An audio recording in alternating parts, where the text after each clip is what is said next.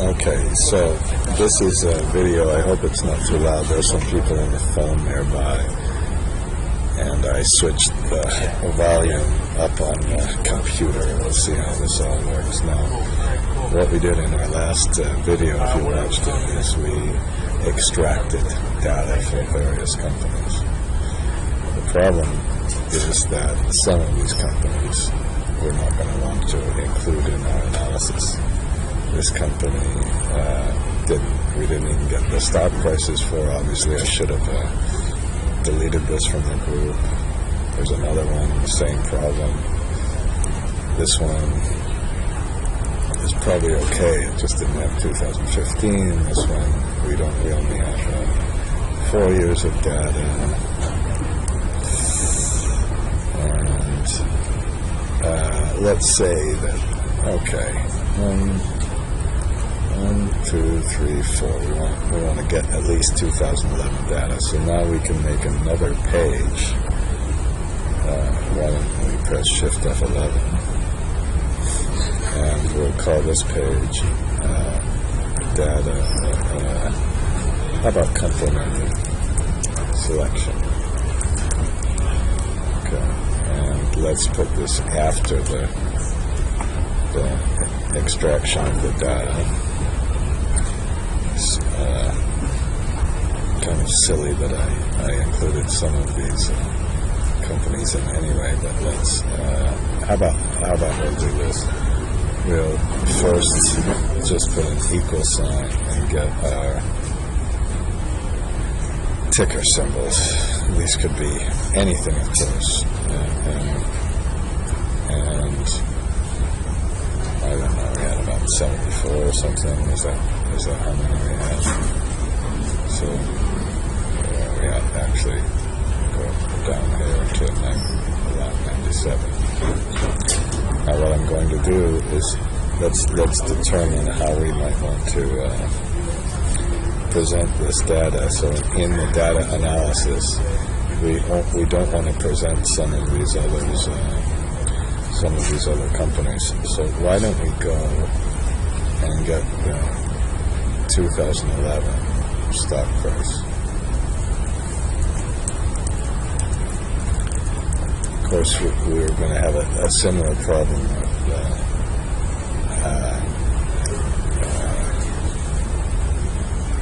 other financial data. It looks like you can see this indirect command is kind of slowing things down. Suppose I'll leave it on calculation for now. So we have some references and divide by zeros. And what we can do now is here, let's put a select company ticker. Okay, and let's put why don't we make a data validation on this? And it's going to be a simple true false. I don't use data validation all that often, except for the input message and error alert. I think those are much better. Why don't we put a list? And let's put a true or false.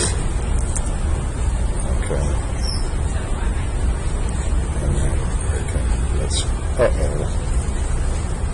I think, see, I told you I didn't do it very well.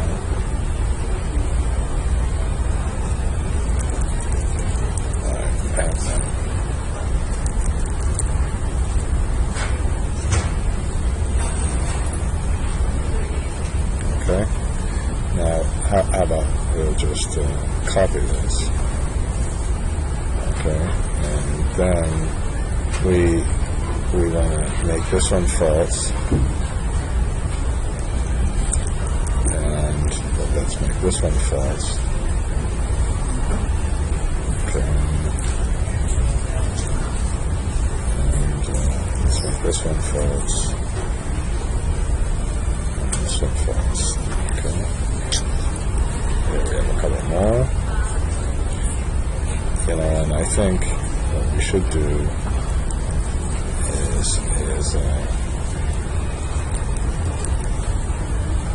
Come on, finally. Let's use a conditional formatting on this too.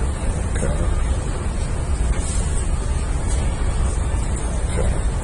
So how about we just we can select the whole thing. Actually, we could have selected one and then just copied it, but of course we can highlight the cell rows, put a text that contains F, and have that.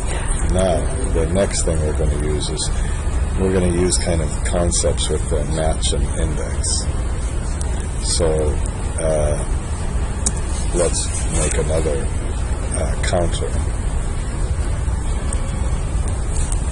And I hope it did it put this in. Oh, shit. Okay, that's not great. Obviously, I'm sure you know there's some way to make this data. Oops. So, do you want to? Okay, let's just clear off. Okay, and let's just force this one to be 1. I guess if we really got fancy, in case this was false, the very first term, and then just add. Use the fact that true is 1 to just add this. Okay. All right, and then what happens is as soon as we get to a false, then the code number doesn't change. So what we want to do is call this one 28 and this one 29 and make a list. Okay, our total list now is 83 companies, including by excluding 1. Okay, I suppose we could put the let's go over here and put the companies. How about selected? Take that. Okay, and we have a maximum. Let's put max. Okay. Okay. Get how many we have in total, and let's just put a counter. And how about we'll put this one plus this one plus 1, and we'll put the minimum of this. How about let's put an if statement. If this is less than or equal to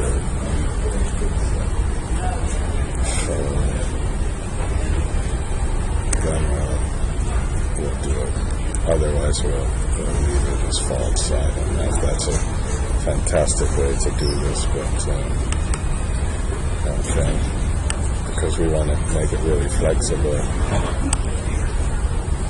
Okay, whoops. That didn't work very well.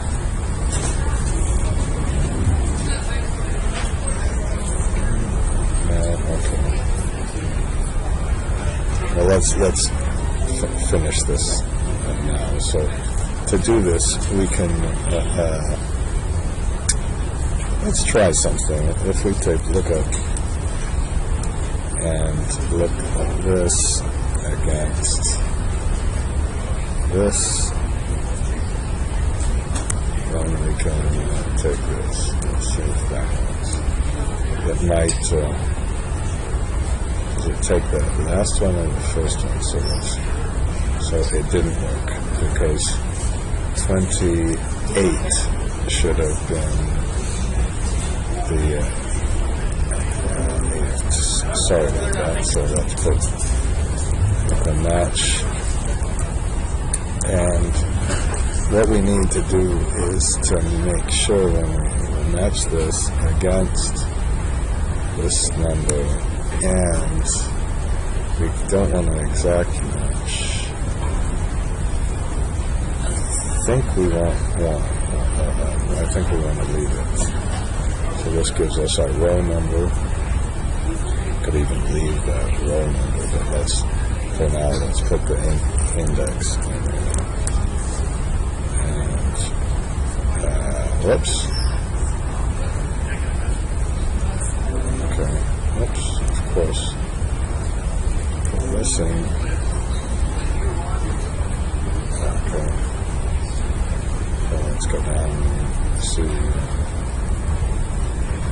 to, so that this worked with the match. And the index, I guess it's an illustration of what I told you.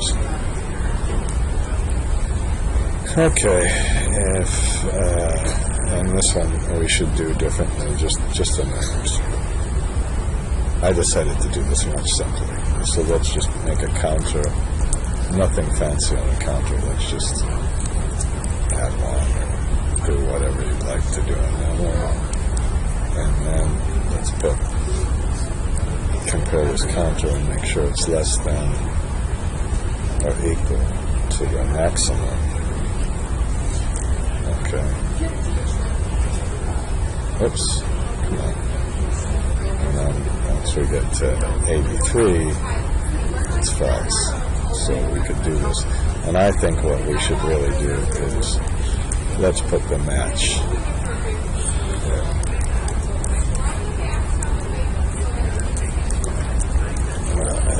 So we'll put a match, and we'll match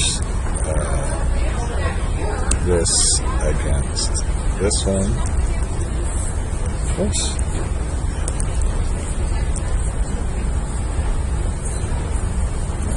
I thought, did I just do that? And it didn't work?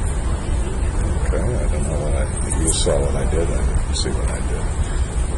Okay, and now we can put our index. Click on this one, click back to the match, and then we can, now we can make our stop prices just like we did before.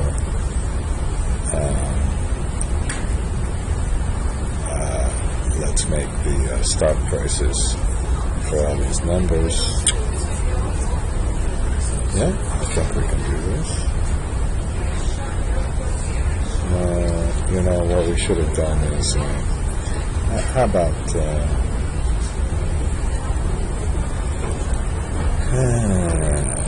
let's make another match. This is kind of crazy.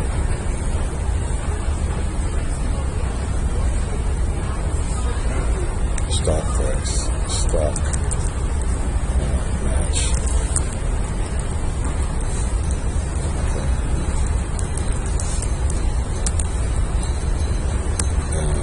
Click on data extract. Okay, so that's our row number. It's a little bit different. And now we can copy all of our data in here. Okay, and put the index, of course. Not of course, I hate saying of course. Took me years to figure this crap out.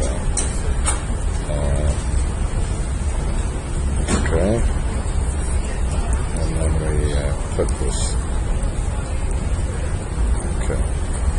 And oops, and of course again, I said that we need to. Okay. Let's see what happened to that.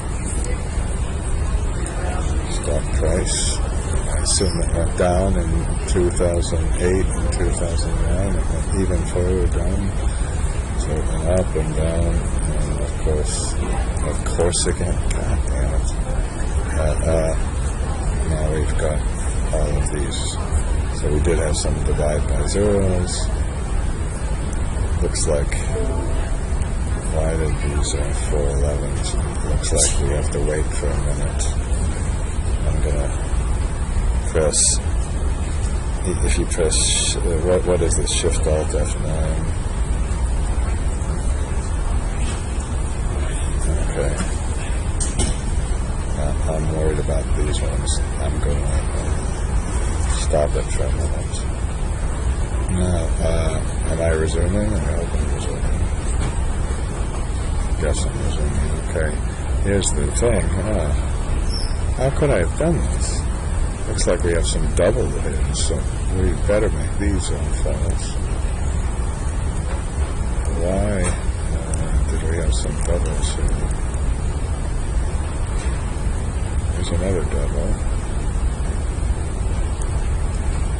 Is there another double?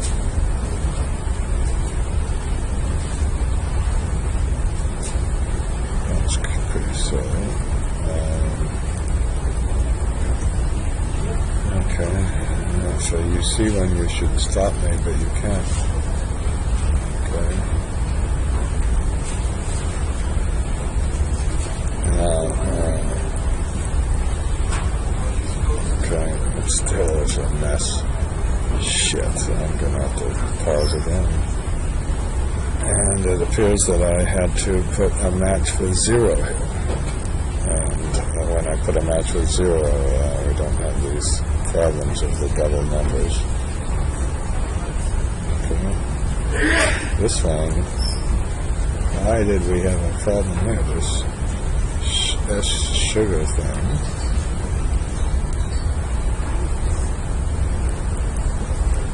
It says false. Just a minute. Let's see. What happened here? This says 89. Ah, shit. This is still a mess. Okay. Stop again. Okay. Well, that was wrong again. This one should have been a match with a 0, and this one should have been a match with a 0. I really apologize for that. Shows that I don't do this enough, but now I haven't taught you anything, at least taught myself. So now we're going to move this, cut this, and put our data analysis here. And in the next couple of videos, we're going to take all of these stock prices, and now we're going to go back.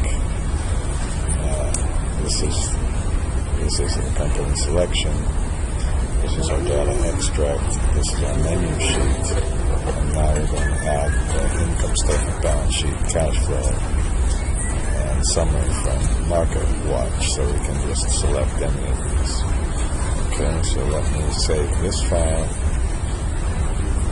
as financial done, or number 3. Okay, and that's the end of the video.